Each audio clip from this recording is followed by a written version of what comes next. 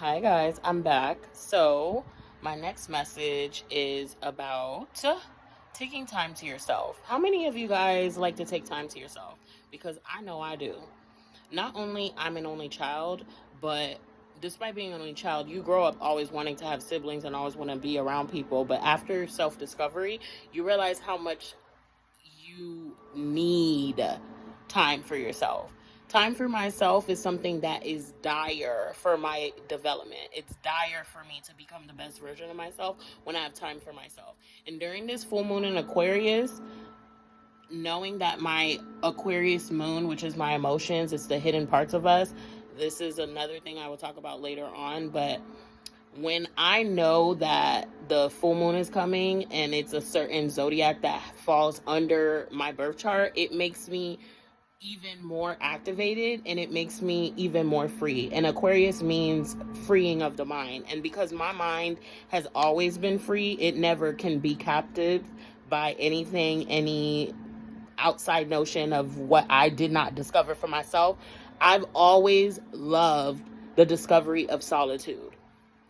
And I am obsessed with time to myself. If I don't have time to myself, I am not going to be the best version of myself to be able to bring these messages out, be creative, feel like getting dolled up, feel like making myself feel happy. And it is important. I cannot stress this enough. It is very important that you take time to yourself.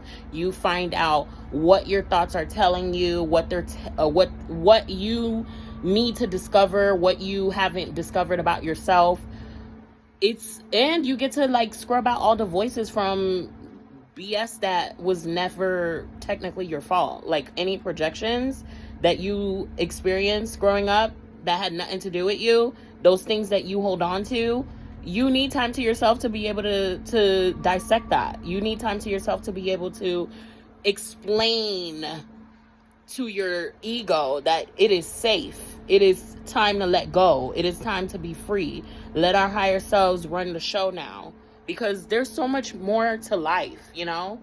There's so much more to life. Like, nobody has time to be worrying about what anybody else gotta think, say, or do.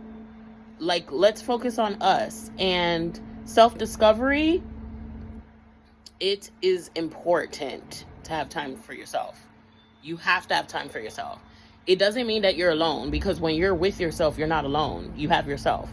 But before you leave your home, you have to have that inner dialogue. You have to understand how you move, how you operate. And before I continue ranting on it, I'm going to keep it short. But yeah, I hope this was a good transmission for you to have some dialogue about with yourself. And hopefully this message can be shared to somebody else that you think needs to hear it as well. But as I'm preaching to you guys, I'm not even preaching. I'm not a preacher. As I'm saying this to you, I am also saying this to myself. I hope that I can just be a muse, far from a preacher. But I am a healer and a teacher.